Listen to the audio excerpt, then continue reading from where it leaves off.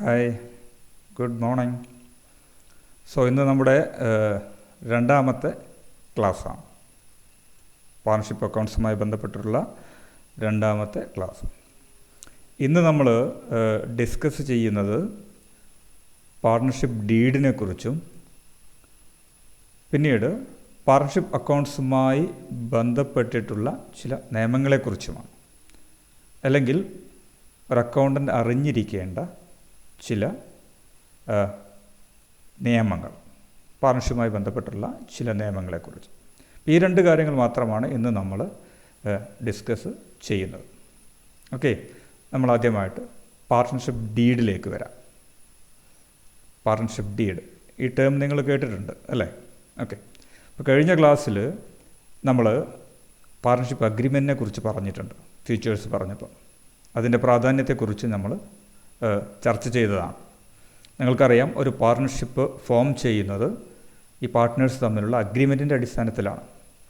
അവർ പരസ്പരം ഒരു ധാരണയിലെത്തുകയാണ്, അഗ്രിമെൻറ്റിലെത്തുകയാണ്. എന്തിനു വേണ്ടിയിട്ട്?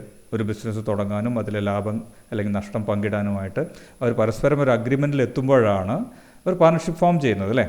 ഓക്കെ, പാർട്ണർഷിപ്പിൽ അഗ്രിമെൻ്റ് എന്ന് പറയുന്നത് വളരെ പ്രാധാന്യമുണ്ട്. നമ്മൾ ഈ കാര്യം കൂടി കഴിഞ്ഞ ക്ലാസ്സിൽ പഠിച്ചു. ഈ അഗ്രിമെൻ്റ് എന്ന് പറയുന്നത് it can be either in A written form or in an oral form. ഏത് രൂപത്തിലാവാം, എഴുതപ്പെട്ടതാവും, എങ്കിൽ വാക്കാൽ പറഞ്ഞുറപ്പിച്ചതായിരിക്കും. പാർട്ണർഷിപ്പ് ആക്റ്റിൽ അങ്ങനെ പറയുന്നുണ്ട്, ഏത് രൂപത്തിലായാലും കുഴപ്പമില്ല എന്ന് പറയുന്നുണ്ട്. പക്ഷേ എഴുതപ്പെട്ട അഗ്രിമെൻ്റാണ് നല്ലത് എന്നും നമ്മൾ മനസ്സിലാക്കി. പിന്നീട് പ്രശ്നങ്ങളുണ്ടാകുമ്പോൾ എഴുതപ്പെട്ട അഗ്രിമെൻ്റാണ് നല്ലത്, പ്രശ്നങ്ങളുണ്ടാവാതിരിക്കാൻ. ഓക്കെ, അങ്ങനെ എഴുതപ്പെട്ട പാർട്ണർഷിപ്പ് അഗ്രിമെൻറ്റിനെയാണ് നമ്മൾ പാർട്ണർഷിപ്പ് ഡീഡ് എന്ന് പറയുന്നത്. അതായത് പാർട്ണർഷിപ്പ് അഗ്രിമെൻറ്റ് റിട്ടൺ ഫോമിലാണെങ്കിൽ അതിന് നമ്മളെന്ത് പറയുന്നു? പാർട്ണർഷിപ്പ് ഡീഡ് എന്ന് പറയുന്നു. So A written partnership agreement is called A partnership deed. അത്രയേ ഉള്ളൂ. അപ്പോൾ ഈ കരാർ ഇവർ പരസ്പരം എങ്ങനെയാണ് കരാർ എഴുതുക? ഈ പാർട്ട്നേഴ്സ് തമ്മിൽ അവർ ഏത് ബിസിനസ്സാണ് തുടങ്ങാൻ പോകുന്നത്, അതിൽ എത്ര രൂപ മുതൽ മുടക്ക് വേണം, അതിൽ ഓരോ പാർട്ട്നേഴ്സും എത്ര രൂപ ക്യാപിറ്റൽ വീതം കൊണ്ടുവരാനാണ് അവർ പരസ്പരം ധാരണയിലെത്തിയിട്ടുള്ളത്. ഈ ബിസിനസ്സിൻ്റെ ലാഭവും നഷ്ടവും എങ്ങനെയാണ് ഷെയർ ചെയ്യേണ്ടത്, ഈ കാര്യങ്ങൾ തമ്മിൽ അവർ പരസ്പര ധാരണയിലെത്തിയിട്ടുണ്ടാവുമല്ലോ. ഈ കാര്യങ്ങൾ ഒരു സ്റ്റാമ്പ് പേപ്പറിൽ എഴുതുകയും അതിലെല്ലാ പാർട്ട്നേഴ്സ് സൈൻ ചെയ്യുകയും ചെയ്താൽ അത് റിട്ടേൺ അഗ്രിമെൻ്റായി. അങ്ങനെ ഒരു റിട്ടേൺ പാർട്ണർഷിപ്പ് അഗ്രിമെൻറ്റിനെ നമ്മളെന്ത് പറയുന്നു? പാർട്ണർഷിപ്പ് ഡീഡ് എന്ന് പറയുന്നു. വളരെ സിമ്പിളായിട്ടുള്ള കാര്യമാണ്. ഓക്കെ, പിന്നെ ഇതുമായി ബന്ധപ്പെട്ട് സാധാരണ ചോദിക്കുന്ന ഒരു കാര്യമാണ്, what are the contents of a partnership deed? ഒരു പാർട്ണർഷിപ്പ് ഡീഡിൽ സാധാരണയായിട്ട് കണ്ടുവരുന്ന അല്ലെങ്കിൽ അതിൻ്റെ ഉള്ളടക്കം എന്തായിരിക്കും, അതിൽ എന്തൊക്കെ കാര്യങ്ങളാണ് സാധാരണഗതിയിൽ ഉൾക്കൊള്ളിക്കേണ്ടത് അല്ലേ? അപ്പോൾ നമുക്ക് ചിന്തിച്ചു കഴിഞ്ഞാൽ തന്നെ മനസ്സിലാവുന്ന ചില കാര്യങ്ങളാണ്. എന്തൊക്കെ ഉൾക്കൊള്ളിക്കേണ്ടി വരും? പാർട്ട്നേഴ്സ് തമ്മിലുള്ള കരാറാണ് അല്ലേ? അപ്പോൾ കരാറാകുമ്പോൾ അത് ഏത് ബിസിനസ്സാണ് തുടങ്ങുന്നത്, ഏത് തരം ബിസിനസ്സാണ് തുടങ്ങുന്നത് അല്ലേ, ഏത് സ്ഥലത്താണ് തുടങ്ങുന്നത്, ആരൊക്കെയാണ് അതിൻ്റെ പാർട്ട്നേഴ്സ്, അവരുടെ പേര്, വിവരങ്ങൾ, ഓരോ പാർട്ട്നേഴ്സും എത്ര ക്യാപിറ്റലാണ് കൊണ്ടുവരേണ്ടത് അല്ലേ, അവരുടെ പരസ്പരം പ്രോഫിറ്റ് എങ്ങനെയാണ് ഷെയർ ചെയ്യേണ്ടത്, അവർക്ക് ക്യാപിറ്റലിന് ഇൻട്രസ്റ്റ് വല്ലതും കൊടുക്കേണ്ടതുണ്ടോ. ചില പാർട്ട്നേഴ്സ് ആയിരിക്കും ബിസിനസ് മാനേജ് ചെയ്യുക അല്ലേ? അപ്പോൾ അങ്ങനെയാണെങ്കിൽ ആ പാർട്ട്ണറിന് റെമ്യൂണറേഷൻ, സാലറി അങ്ങനെ വല്ലതും കൊടുക്കേണ്ടതുണ്ടോ. ഡ്രോയിങ്സ്, അതിൽ നിന്ന് ക്യാഷ് പിൻവലിക്കുമ്പോൾ അതിൻ്റെ നടപടിക്രമങ്ങൾ എങ്ങനെയൊക്കെയാണ്. ഇത്തരം കാര്യങ്ങളായിരിക്കും സ്വാഭാവികമായിട്ടും പാർട്ണർഷിപ്പ് അഗ്രിമെൻറ്റ് ഉൾക്കൊള്ളുക. അതുതന്നെയാണ് പാർട്ണർഷിപ്പിൻ്റെ കണ്ടൻസും. നമുക്കിനി ഈ സ്ക്രീനിലേക്കൊന്ന് നോക്കാം എന്തൊക്കെയാണ് പാർട്ണർഷിപ്പിൻ്റെ കണ്ടൻ്റ് എന്ന് അവിടെ കാണിച്ചിട്ടുണ്ട്. ഒന്ന് ശ്രദ്ധിക്കുക. ഓക്കെ, നോക്കൂ, അവിടെ ആദ്യം പറഞ്ഞിട്ടുണ്ട് എന്താണ് പാർട്ണർഷിപ്പ് ഡീഡ്. പാർട്ണർഷിപ്പ് ഡീഡ് എന്ന് പറയുന്നത് simply written partnership agreement. Partnership agreement written ഫോമിലാണെങ്കിൽ അതിന് നമ്മളെന്ത് പറയുന്നു? പാർട്ണർഷിപ്പ് ഡീഡ് എന്ന് പറയുന്നു. ദെൻ അതിലെ കണ്ടൻസ് എന്തൊക്കെയായിരിക്കും? ആദ്യത്തായിട്ട് പറഞ്ഞിട്ടുള്ളത് നെയിം ഓഫ് ദ ഫേം. സ്ഥാപനത്തിൻ്റെ പേരുണ്ടെങ്കിൽ അതെന്തായിരിക്കും? The names and address of all the partners. ആരൊക്കെയാണ് അതിൻ്റെ പാർട്ട്നേഴ്സ്, അവരുടെ address. Then amount of capital introduced by each partners. ഓരോ ക്യാപിറ്റലും ഓരോ പാർട്ട്നേഴ്സും ഇൻട്രൊഡ്യൂസ് ചെയ്യുന്ന ക്യാപിറ്റൽ, മൂലധനം ഓരോരുത്തരും എത്രയാണ് കൊണ്ടുവരേണ്ടത്. പ്ലേസ് ഓഫ് ബിസിനസ്, എവിടെയാണ് അവർ ബിസിനസ് ചെയ്യുന്നത്. Date of commencement of the business, ഏത് ഡേറ്റിലാണ് അവർ ബിസിനസ് തുടങ്ങാൻ ഉദ്ദേശിച്ചിട്ടുള്ളത്. Okay, then profit and loss sharing ratio. പ്രോഫിറ്റും ലോസും അവർ ഏത് റേഷ്യോയിലാണ് ഷെയർ ചെയ്യാൻ ഉദ്ദേശിക്കുന്നത്? സാലറിയും കമ്മീഷനും അങ്ങനെയെങ്കിലും കൊടുക്കാനും ഉദ്ദേശിച്ചിട്ടുണ്ടെങ്കിൽ അതെങ്ങനെയാണ്, ആർക്കൊക്കെയാണ് കൊടുക്കേണ്ടത്? ക്യാപിറ്റൽ ഇൻട്രസ്റ്റ് ഉണ്ടെങ്കിൽ അതെങ്ങനെയാണ്? ഡ്രോയിങ്സ് എങ്ങനെയാണ്? ഡ്രോയിങ്സിൻ്റെ ഇൻട്രസ്റ്റ് ചാർജ് ചെയ്യുന്നുണ്ടെങ്കിൽ അതെങ്ങനെയാണ്? അപ്പോൾ ഇത്തരത്തിൽ ഇവർ തമ്മിലുള്ള പരസ്പരം ഓരോ കാര്യങ്ങളും എങ്ങനെയാണ് ചെയ്യേണ്ടത് എന്നതുമായി ബന്ധപ്പെട്ട കാര്യങ്ങളാണ് സാധാരണഗതിയിൽ ഒരു പാർട്ട്ണർഷിപ്പ് ഡീഡിൽ ഉണ്ടാവുക. അപ്പോൾ ഈ കാര്യങ്ങളിൽ ചില കാര്യങ്ങൾ നിങ്ങൾ ഓർത്തു വെക്കുക, പരീക്ഷയ്ക്ക് ഇടയ്ക്കിടയ്ക്ക് അത് ചോദിക്കാറുണ്ട്. ഇനി നമ്മൾ ഡിസ്കസ് ചെയ്യുന്നത് പ്രൊവിഷൻസ് റെലവൻറ്റ് ടു അക്കൗണ്ട്. അക്കൗണ്ടിങ്ങുമായി ബന്ധപ്പെട്ടിട്ടുള്ള പ്രൊവിഷൻസ്, ചില നിയമങ്ങൾ. ഇപ്പോൾ നിങ്ങളൊരു പാർട്ണർഷിപ്പ് സ്ഥാപനത്തിൻ്റെ കണക്കെഴുതാൻ പോവുകയാണെങ്കിൽ നിങ്ങൾ നിർബന്ധമായിട്ടും അറിഞ്ഞിരിക്കേണ്ട ചില നിയമങ്ങൾ, അത്രയേ ഉള്ളൂ അത് ഉദ്ദേശിക്കുന്നത്. ഓക്കെ, അപ്പോൾ നിങ്ങൾ ആദ്യം ഈ കാര്യവുമായി ബന്ധപ്പെട്ട് ഞാൻ പറയുന്നതിന് മുമ്പ് നിങ്ങളൊരു കാര്യം മനസ്സിലാക്കുക. പാർട്ണർഷിപ്പിൽ ചില കാര്യങ്ങൾ ചെയ്യേണ്ടത് എങ്ങനെയാണെന്ന് പാർട്ണർഷിപ്പ് ഡീഡിൽ വ്യക്തമായിട്ട് പറഞ്ഞിട്ടുണ്ടാവും. ഓക്കെ, അങ്ങനെ പാർട്ണർഷിപ്പിൽ ഏതെങ്കിലും കാര്യങ്ങൾ മെൻഷൻ ചെയ്തിട്ടില്ല എങ്കിൽ അപ്പോൾ എന്തു ചെയ്യണം എന്ന് എന്നതിൻ്റെ അടിസ്ഥാനത്തിലാണ്? നിയമത്തിൻ്റെ അടിസ്ഥാനത്തിലാണ്. അപ്പോൾ ആ നിയമം എന്താണെന്നാണ് ഇപ്പോൾ നമ്മൾ പഠിക്കാൻ പോകുന്നത്. ഉദാഹരണമായിട്ട് പറഞ്ഞാൽ, ഒരു പാർട്ണർഷിപ്പിൽ ലാഭം എങ്ങനെയാണ് പാർട്ട്നേഴ്സ് തമ്മിൽ ഷെയർ ചെയ്യേണ്ടതെന്ന് പാർട്ണർഷിപ്പ് ഡീഡിൽ കാണിച്ചിട്ടില്ല എന്ന് വിചാരിക്കുക. അപ്പോൾ നിങ്ങൾ എന്തു ചെയ്യും? ആ ലാഭം എങ്ങനെയാണ് പാർട്ട്നേഴ്സ് തമ്മിൽ ഡിവൈഡ് ചെയ്യേണ്ടത്? അപ്പോൾ അതുമായി ബന്ധപ്പെട്ടൊരു നിയമമുണ്ട്. ആ നിയമം നിങ്ങൾ ഫോളോ ചെയ്യേണ്ടി വരും.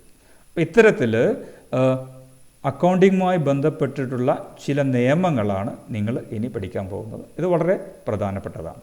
ഓക്കെ, നമുക്കത് ഓരോന്നോരോന്നായിട്ട് ഒന്ന് ഡിസ്കസ് ചെയ്യാൻ ശ്രമിക്കാം.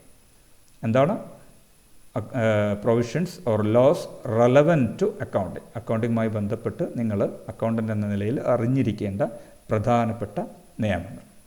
ഓക്കെ, നിങ്ങൾ വീണ്ടും ആ പ്രസൻറ്റേഷനിലേക്കൊന്ന് നോക്കുക. ഫൈൻ. ആദ്യം പറയുന്നത് പ്രോഫിറ്റ് ഷെയറിംഗ് റേഷ്യോയെക്കുറിച്ചാണ്. പ്രോഫിറ്റ് ഷെയറിംഗ് എങ്ങനെയായിരിക്കണം? എങ്ങനെയാണ് പ്രോഫിറ്റ് ഷെയർ ചെയ്യേണ്ടത് എന്ന് നിങ്ങൾ നോക്കേണ്ടത് പാർട്ണർഷിപ്പ് ഡീഡിലേക്ക് തന്നെയാണ്.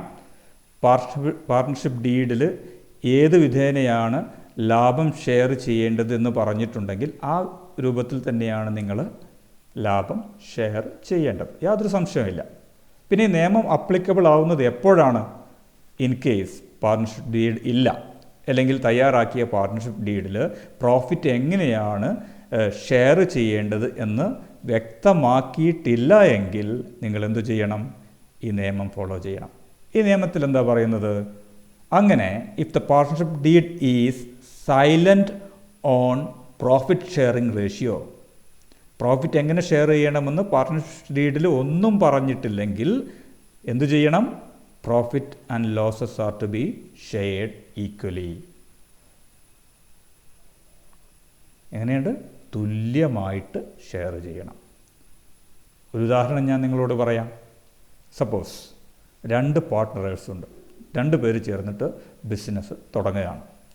അവർ പാർട്ണർഷിപ്പ് ഡീഡൊക്കെ തയ്യാറാക്കി, പക്ഷേ ലാഭനഷ്ടം എങ്ങനെ ഷെയർ ചെയ്യാമെന്ന് പാർട്ണർഷിപ്പ് ഡീഡിൽ അവർ മെൻഷൻ ചെയ്തിട്ടില്ല എന്ന് വിചാരിക്കാം. ഓക്കെ, ഒരു പാർട്ട്ണർ 1,00,000 രൂപയും രണ്ടാമത്തെ പാർട്ട്ണർ 2,00,000 രൂപയും മുതൽ ഇറക്കിയിട്ടുണ്ട്, ബിസിനസ്സിൽ ഇറക്കിയിട്ടുണ്ടെന്ന് വിചാരിക്കുക. ദെൻ അവസാനം 1 വർഷം കഴിഞ്ഞപ്പോൾ അവർക്ക് ലാഭമുണ്ടായി. അപ്പോൾ ഈ ലാഭം ഷെയർ ചെയ്യേണ്ടത് എങ്ങനെയാണ്? അപ്പോൾ സ്വാഭാവികമായിട്ട് നമ്മളെല്ലാവരും മനസ്സിലാക്കിയിട്ടുള്ളത് കൂടുതൽ മുതൽ മുടക്കിയ ആൾക്ക് കൂടുതൽ ലാഭം കിട്ടണമല്ലോ. അതായത് 1,00,000 രൂപ ചിലവാക്കിയ ആൾക്ക് കുറച്ചും 2,00,000 രൂപ മുതൽ മുടക്കിയ ആൾക്ക് കൂടുതൽ ലാഭവും കിട്ടണമല്ലോ, അല്ലേ? അങ്ങനെയാണല്ലോ, അല്ലേ? ഓക്കെ. പക്ഷേ ഇവർ തമ്മിലൊരു തർക്കമുണ്ടായി. അവർ കോടതിയിൽ പോവുകയാണെങ്കിൽ കോടതി എങ്ങനെയാണ് പറയുക? കോടതി പറയും നിങ്ങളുടെ ലാഭം ഈക്വലായിട്ട് ഷെയർ ചെയ്യണം. കാരണം എന്താ? പാർട്ണർഷിപ്പ് ഡീഡിൽ പ്രോഫിറ്റ് എങ്ങനെയാണ് ഷെയർ ചെയ്യുമെന്ന് വ്യക്തമാക്കിയിട്ടില്ലാത്തത് കൊണ്ട് ലാഭം പിന്നെ എങ്ങനെ ഷെയർ ചെയ്യാൻ പറ്റുള്ളൂ? ഈക്വലായിട്ട് ഷെയർ ചെയ്യേണ്ടി വരും. അതായത് അവർക്ക് 50,000 രൂപയാണ് ആ വർഷം ലാഭമെങ്കിൽ 2 പാർട്ട്നേഴ്സിനും 25,000 രൂപ വീതമായിരിക്കും എന്ത് ചെയ്യുക? പ്രോഫിറ്റ് ഷെയർ ചെയ്യപ്പെടും. ഓക്കെ, അപ്പോൾ നിങ്ങൾ മനസ്സിലാക്കേണ്ടത് പ്രോഫിറ്റ് ഷെയറിംഗ് റേഷ്യോ, പ്രോഫിറ്റ് എങ്ങനെ ഷെയർ ചെയ്യണമെന്ന് പാർട്ട്ണർഷിപ്പ് ഡീഡിൽ പറഞ്ഞിട്ടില്ലെങ്കിൽ ദെൻ നിങ്ങൾക്ക് യാതൊരു കൺഫ്യൂഷനും ഇല്ല. ആ ഒരു സാഹചര്യത്തിൽ എങ്ങനെ ചെയ്യണം? Profit are should be shared equally, profit ഈക്വലായിട്ട് ഷെയർ ചെയ്യപ്പെടേണ്ടതാണ്. അതാണ് ആദ്യം നിങ്ങൾ പഠിക്കേണ്ട നിയമം. ഓക്കെ, അപ്പോൾ നിങ്ങൾ ഓരോ പാർട്ട്നേഴ്സും എത്ര ക്യാപിറ്റൽ കൊണ്ടുവന്നു എന്നൊന്നും ശ്രദ്ധിക്കേണ്ട ആവശ്യമില്ല. പാർട്ട്ണർഷിപ്പ് ഡീഡിൽ പറഞ്ഞിട്ടില്ലെങ്കിൽ തുല്യമായിട്ട് ഷെയർ ചെയ്യുക. ഓക്കെ, രണ്ടാമത്തെ നിയമം ഇൻട്രസ്റ്റ് ഓൺ ക്യാപിറ്റൽ. ക്യാപിറ്റലിന് ഇൻട്രസ്റ്റ് നൽകുക. കഴിഞ്ഞ വർഷം നിങ്ങൾ പഠിച്ചതാണ്. ഓക്കെ, ഓരോ പാർട്ട്നേഴ്സും ഇറക്കിയ മൂലധനത്തിന് ഇത്ര ശതമാനം പലിശ നൽകുക, അതിനെയാണ് നമ്മൾ ഇൻട്രസ്റ്റ് ഓൺ ക്യാപിറ്റൽ എന്ന് പറയും.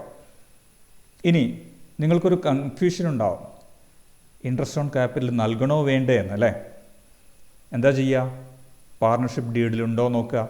പാർട്ണർഷിപ്പ് ഡീഡിൽ അങ്ങനെ ഇൻട്രസ്റ്റ് ഓൺ ക്യാപിറ്റൽ നൽകണമെന്ന് പറഞ്ഞാൽ നിങ്ങൾക്കതിനനുസരിച്ച് നൽകാം, കുഴപ്പമൊന്നുമില്ല. ഇനി പാർട്ണർഷിപ്പ് ഡീഡിൽ ഒന്നും പറഞ്ഞിട്ടില്ലെങ്കിലോ എന്താണ് നിയമം പറയുന്നത്? No interest on capital is payable. കൊടുക്കേണ്ട ആവശ്യമുണ്ടോ? ഇല്ല.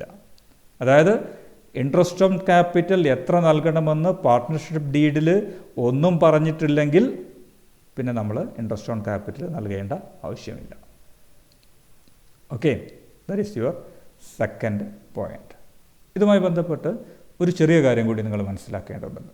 സപ്പോസ് പാർട്ട്ണർഷിപ്പ് ഡീഡിൽ വ്യക്തമായി പറഞ്ഞിട്ടുണ്ട് 10% ഇൻട്രസ്റ്റ് ഓൺ ക്യാപിറ്റൽ നൽകണമെന്ന് വ്യക്തമായി പറഞ്ഞിട്ടുണ്ട് എന്ന് വിചാരിക്കാം. അപ്പോൾ നിർബന്ധമായിട്ട് നിങ്ങൾ 10% കൊടുക്കണമല്ലോ. പക്ഷേ നിങ്ങൾക്ക് ആ വർഷം ലാഭമില്ലെങ്കിലോ? അപ്പോൾ എന്തു ചെയ്യും? റിമെമ്പർ, ഇൻട്രസ്റ്റ് ഓൺ ക്യാപിറ്റൽ ലാഭമുണ്ടെങ്കിൽ മാത്രം കൊടുത്താൽ മതി. ലാഭമില്ലെങ്കിൽ കൊടുക്കേണ്ട ആവശ്യമുണ്ടോ? ഇല്ല. ഓക്കെ, അപ്പോൾ രണ്ട് കാര്യങ്ങൾ നിങ്ങളിതുമായി ബന്ധപ്പെട്ട് ഓർത്തിരിക്കണം. ഒന്ന്, പാർട്ട്ണർഷിപ്പ് ഡീഡിൽ ഇൻട്രസ്റ്റ് ഓൺ ക്യാപിറ്റൽ കൊടുക്കണം എന്ന് പറഞ്ഞാൽ മാത്രം നിങ്ങൾ കൊടുത്താൽ മതി. ഒന്നും പറഞ്ഞിട്ടില്ലെങ്കിൽ എന്ത് ചെയ്യേണ്ട? No interest is payable, interest on capital is payable if the partnership deed is silent on this issue. Partnership ഡീഡിൽ ഇതുമായി ബന്ധപ്പെട്ട് ഒരു കാര്യം പറഞ്ഞിട്ടില്ലെങ്കിൽ നിങ്ങൾ പിന്നെ ഇൻട്രസ്റ്റ് കൊടുക്കാനൊന്നും പോകണ്ട. ഓക്കെ, ഇനി ഇൻട്രസ്റ്റ് കൊടുക്കാൻ പാർട്ട്ണർഷിപ്പ് ഡീഡിൽ പറഞ്ഞിട്ടുണ്ടെങ്കിൽ പോലും ലാഭമുണ്ടെങ്കിൽ മാത്രം കൊടുത്താൽ മതി. Interest of capital is payable only out of the profit and not if the firm incurs loss. ഫേമിന് നഷ്ടമുണ്ടായിട്ടുണ്ടെങ്കിൽ ഇൻട്രസ്റ്റ് ഓൺ ക്യാപിറ്റൽ ഡീഡിൽ പറഞ്ഞിട്ടുണ്ടെങ്കിൽ പോലും കൊടുക്കേണ്ട ആവശ്യമില്ല. ഓക്കെ, രണ്ട് കാര്യങ്ങൾ. മൂന്നാമത്തെ കാര്യം എന്താണ്? Interest on drawings. ഡ്രോയിങ്സ് എന്താണെന്ന് നിങ്ങൾക്കറിയാം അല്ലേ. ക്യാപിറ്റലിന് നമ്മൾ അതിൻ്റെ പാർട്ട്നേഴ്സിന് പലിശ അങ്ങോട്ട് കൊടുക്കുകയാണ്. അപ്പോൾ സ്വാഭാവികമായിട്ടും ആ ഒരു ബിസിനസ്സിൽ നിന്ന് പിൻവലിച്ച തുക, അതിനെയാണ് എന്ത് പറയുക? ഡ്രോയിങ്സ് എന്ന് പറയാം അല്ലേ. അപ്പോൾ അവർ ഓണേഴ്സ് ബിസിനസ്സിലേക്ക് ഇറക്കിയ തുക ക്യാപിറ്റലാണ്, അവർ ബിസിനസ്സിന് പിൻവലിച്ച തുക ഡ്രോയിങ്സാണ് അല്ലേ. അപ്പോൾ അവർ ബിസിനസ്സിലേക്ക് ഇറക്കിയ തുകക്ക് നമ്മൾ ഇൻട്രസ്റ്റ് കൊടുക്കുമ്പോൾ സ്വാഭാവികമായിട്ടും അവർ ബിസിനസ് പിൻവലിച്ച തുകക്ക് തിരിച്ച് ഇങ്ങോട്ട് ഇൻട്രസ്റ്റ് ആവശ്യപ്പെടുകയും ചെയ്യുക അല്ലേ. ഓക്കെ, അതിനാണ് എന്ത് പറയുക? Interest on drawings. അവരെത്ര തുകയാണോ ബിസിനസ്സിന് പിൻവലിച്ചത് അതിന് ഇൻട്രസ്റ്റ് ചാർജ് ചെയ്യണോ വേണ്ടേ? എന്താ നിയമം? പാർട്ട്ണർഷിപ്പ് ഡീഡിൽ പറഞ്ഞിട്ടുണ്ടോ? ചെയ്യാം. പറഞ്ഞിട്ടില്ലെങ്കിൽ no interest is to be charged on drawings. If the partnership deed is silent on interest on drawings, interest on drawings അത് ചാർജ് ചെയ്യണോ വേണ്ടേ എന്ന് പാർട്ണർഷിപ്പ് ഡീഡിൽ പറഞ്ഞിട്ടില്ലെങ്കിൽ പിന്നെ നിങ്ങൾ ആ പണിക്ക് പോകണ്ട. എന്ത് ചെയ്യണം? No interest is to be charged on drawings. പക്ഷേ അത് പറഞ്ഞിട്ടുണ്ടെങ്കിലോ അതുപോലെ ഇൻട്രസ്റ്റ് ചാർജ് ചെയ്യാം. ദെൻ ഇവിടെ ലാഭമുണ്ടോ നഷ്ടമുണ്ടോ എന്നൊക്കെ നോക്കേണ്ട ആവശ്യമുണ്ടോ? ഉണ്ടോ? ഇല്ല. എന്തുകൊണ്ട്? ഇൻട്രസ്റ്റ് ഓഫ് ഡ്രോയിങ്സ് ബിസിനസ്സിന് ഇങ്ങോട്ട് കിട്ടുകയാണ് അല്ലേ. പാർട്ട്നേഴ്സിൻ്റെ അടുത്ത് നിന്ന് അവരെ കയ്യിൽ നിന്ന് ഇങ്ങോട്ട് തിരിച്ച് മേടിക്കുകയല്ലേ. അവർ വിഡ്രോ ചെയ്ത എമൗണ്ടിന്, അവർ പിൻവലിച്ച എമൗണ്ടിന് ഇൻട്രസ്റ്റ് ഇങ്ങോട്ട് ആവശ്യപ്പെടുകയാണ് അല്ലേ. അപ്പോൾ ലാഭമുണ്ടോ നഷ്ടമുണ്ടോ എന്ന് നോക്കേണ്ട ആവശ്യമില്ലല്ലോ അല്ലേ. ഇൻട്രസ്റ്റ് ഇങ്ങോട്ട് കിട്ടുമ്പോൾ ബിസിനസ്സിൻ്റെ അതിന് ഇൻകം അല്ലേ. ഓക്കെ, അപ്പോൾ ഇവിടെ നമ്മൾ ആ കാര്യം നോക്കേണ്ട ആവശ്യമില്ല. പാർട്ണർഷിപ്പ് ഡീഡ് പറഞ്ഞിട്ടുണ്ടെങ്കിൽ മാത്രം നമ്മൾ എന്ത് ചെയ്യുന്നു? ഇൻട്രസ്റ്റ് ഓൺ ഡ്രോയിങ്സ് ചാർജ് ചെയ്യുന്നു. പാർട്ണർഷിപ്പ് ഡീഡ് സൈലൻ്റ് ആണെങ്കിൽ പിന്നെ നമ്മളത് നൽകേണ്ട ആവശ്യമില്ല. Okay, fine. അത് ചാർജ് ചെയ്യേണ്ട ആവശ്യമില്ല. അടുത്ത് റെമ്യൂണറേഷൻ അല്ലെങ്കിൽ സാലറി. ഇപ്പോൾ നിങ്ങൾക്ക് ഇന്നലെ ഡെഫിനേഷൻ പഠിച്ചപ്പോൾ പറഞ്ഞു ചിലപ്പോൾ പാർട്ട്ണർഷിപ്പ് എല്ലാവരും കൂടി ഒരുമിച്ച് നടത്താം, അല്ലെങ്കിൽ ഏതെങ്കിലും ഒരാൾ മറ്റുള്ളവർക്ക് വേണ്ടി ആ സ്ഥാപനം നടത്താമെന്ന് പറഞ്ഞു അല്ലേ. അപ്പോൾ സ്വാഭാവികമായിട്ടും ആ ബിസിനസ്സിൽ അത് നടത്തുന്ന ആൾക്ക് ചിലപ്പോൾ സാലറി അല്ലെങ്കിൽ എന്തെങ്കിലും റെമ്യൂണറേഷൻ കൊടുക്കണോ വേണ്ടേ എന്നൊരു കാര്യം നിങ്ങൾക്ക് തോന്നും അല്ലേ. സാലറി വേണോ അതോ കൊടുക്കണ്ടേ? എന്താ ചെയ്യേണ്ടത്? പാർട്ട്ണർഷിപ്പ് ഡീഡിൽ അങ്ങനെ പറഞ്ഞിട്ടുണ്ടോ? എന്നാ കൊടുക്കാം. അങ്ങനെ പറഞ്ഞിട്ടില്ലെങ്കിലോ no partner is entitled to get remuneration. Okay. അപ്പോൾ ഒരു പാർട്ട്ണർ ബിസിനസ് എല്ലാം മാനേജ് ചെയ്യുകയാണ്, അയാൾ സ്വയം ഏറ്റെടുത്ത് എല്ലാം മാനേജ് ചെയ്യുകയാണ്. ഓക്കെ.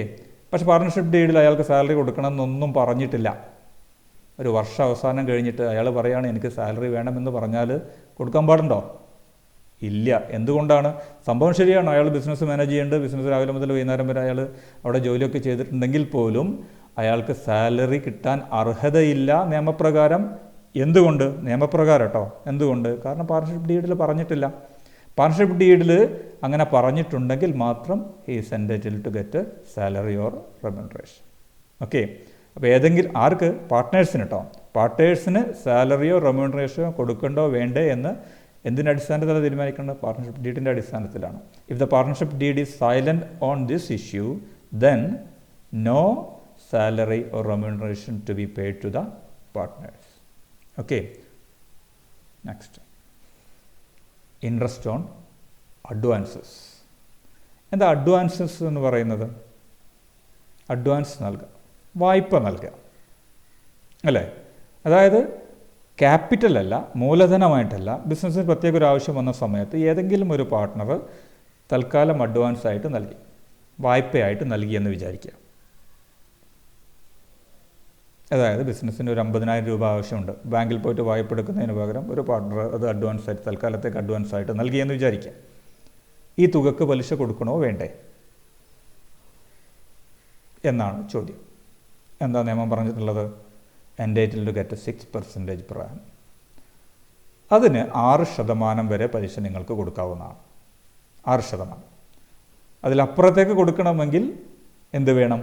പാർട്ണർഷിപ്പിൽ അത് ഡീഡിൽ അത് വ്യക്തമായിട്ട് മെൻഷൻ ചെയ്തിട്ടുണ്ട്. പാർട്ണർഷിപ്പ് ഡീഡിൽ മെൻഷൻ ചെയ്തിട്ടില്ലെങ്കിൽ എത്ര വരെ അയാൾക്ക് ക്ലെയിം ചെയ്യാനുള്ള അവകാശമുണ്ട്?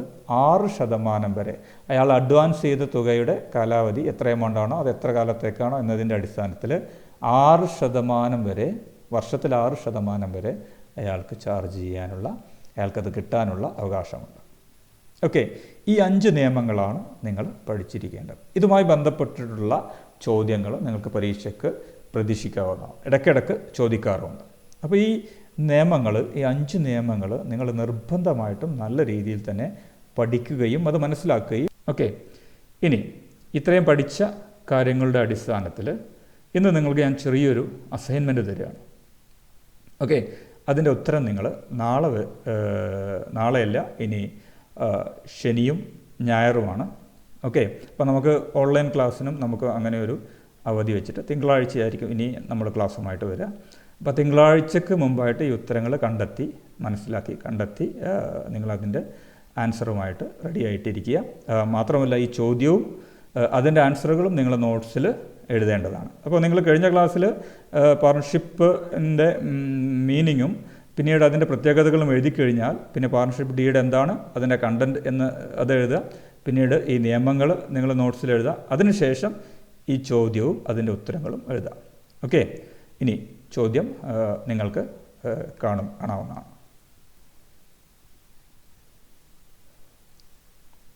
ശ്രദ്ധിക്കുക, ചോദ്യം ഞാൻ ഒന്ന് വിശദമാക്കി തരാം. മോഹനും ശ്യാമും, Mohan and Shyam are partners in a firm. State whether the claim is valid if the partnership agreement is silent in the following matters. മോഹനും ശ്യാമും ഒരു സ്ഥാപനത്തിൻ്റെ പാർട്ട്നേഴ്സാണ്. അവർ രണ്ടുപേരും മാത്രമേ പാർട്ട്നേഴ്സായിട്ടുള്ളൂ. State whether the claim is valid if the partnership agreement is silent on in the following matters. അവർ ചില അവകാശവാദങ്ങൾ ഉന്നയിക്കുകയാണ്, ഈ ശ്യാമും മോഹനും. ആ അവകാശവാദങ്ങൾ, ക്ലെയിം വാലിഡാണോ അല്ലേ എന്ന് നിങ്ങളോട് പറയാൻ. അതിലൊരു കാര്യം കൂടി പറയുന്നുണ്ട്. ആ പറയുന്ന കാര്യവുമായി ബന്ധപ്പെട്ട് partnership agreement is silent, partnership agreement എന്ന് പറയുമ്പോൾ പാർട്ണർഷിപ്പ് ഡീഡ് ആ കാര്യത്തെക്കുറിച്ച് ഒന്നും പറഞ്ഞിട്ടില്ലെങ്കിൽ അവരുടെ ക്ലെയിം വാലിഡ് ആണോ അല്ലേ എന്നാണ് നിങ്ങൾ പറയേണ്ടത്. അപ്പോൾ ഓക്കെ, ആദ്യത്തെ നോക്കാം. മോഹൻ ഒരു ആക്റ്റീവ് പാർട്ട്ണറാണ്. Mohan is an active partner and he wants a salary of ₹10,000 per year. അദ്ദേഹം അതുകൊണ്ട് തന്നെ 10,000 രൂപ ആ വർഷത്തിൽ സാലറി വേണമെന്ന് ആവശ്യപ്പെടുകയാണ്. ഓക്കെ, മുൻകൂട്ടി പറഞ്ഞിട്ടുണ്ട്. പാർട്ണർഷിപ്പ് ഡീഡിൽ സാലറി കൊടുക്കുന്നതിനെക്കുറിച്ച് വല്ലതും പറഞ്ഞിട്ടുണ്ടോ? ഒന്നും പറഞ്ഞിട്ടില്ല. അപ്പോൾ ഒന്നും പറഞ്ഞിട്ടില്ലെങ്കിൽ അങ്ങേര് ആവശ്യപ്പെട്ട 10,000 രൂപ കിട്ടാൻ അയാൾ അർഹനാണ്. രണ്ടാമത്തേത്, Shyam had advanced a loan to the firm. Shyam സ്ഥാപനത്തിന് ഒരു ലോൺ കൊടുത്തിട്ടുണ്ട് അല്ലേ. Then he claims interest at the rate of 10% per annum. അദ്ദേഹം 10% ഇൻട്രസ്റ്റ് ആവശ്യപ്പെടുകയാണ്. ഡീഡിൽ പറഞ്ഞിട്ടുണ്ടോ? പാർട്ണർഷിപ്പ് അഗ്രിമെൻറ്റിൽ ഒന്നും പറഞ്ഞിട്ടില്ല. പക്ഷേ അദ്ദേഹം എത്ര ശതമാനം ആവശ്യപ്പെട്ടു? 10%. അപ്പോൾ നിങ്ങൾക്ക് എത്ര കൊടുക്കാം, അല്ലെങ്കിൽ അയാൾക്ക് എത്ര കിട്ടാനുള്ള അർഹതയുണ്ട്? മൂന്നാമത്തെ ചോദ്യം, Mohan has contributed ₹20,000 and Shyam ₹50,000 as capital. Mohan 20,000-ഉം ശ്യാം 50,000-ഉമാണ് ക്യാപിറ്റൽ, മുതൽ മുടക്കിയിട്ടുള്ളത് ബിസിനസ്സിൽ.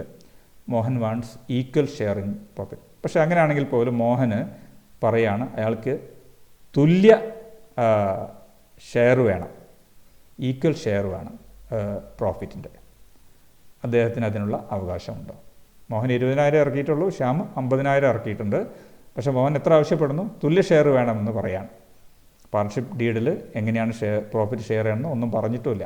ഓക്കെ, അങ്ങനെയാണെങ്കിൽ മോഹൻ്റെ ക്ലെയിം വാലിഡാണോ? അദ്ദേഹത്തിന് അത് കിട്ടാനുള്ള അവകാശമുണ്ടോ നിയമപരമായിട്ട്?